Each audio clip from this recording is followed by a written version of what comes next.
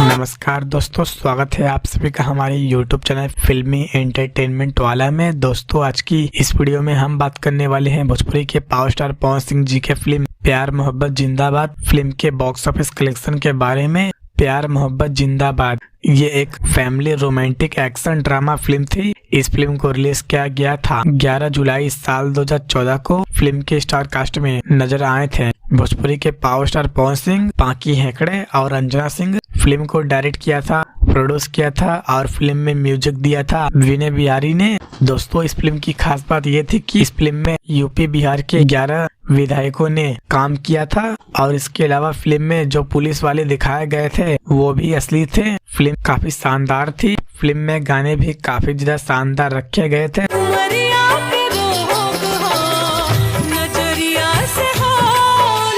बात करें फिल्म के बजट और बॉक्स ऑफिस कलेक्शन के बारे में, तो इस फिल्म का बजट 1,90,00,000 रखा गया था और इस फिल्म ने बॉक्स ऑफिस पर 7,56,00,000 का कलेक्शन किया था और ये फिल्म बॉक्स ऑफिस पर सुपर हिट साबित हुई थी। दोस्तों, ये काफी अच्छी फिल्म थी और ये फिल्म जाति प्रथा और छुआछूत पर आधारित थी। और अगर आप सभी लोग ने इस फिल्म को अब तक नहीं देखा है तो वेब म्यूजिक के YouTube चैनल पर जाकर एक बार जरूर देखिए और ऐसे ही इंटरेस्टिंग वीडियो देखने के लिए वीडियो को लाइक और चैनल को सब्सक्राइब जरूर करें।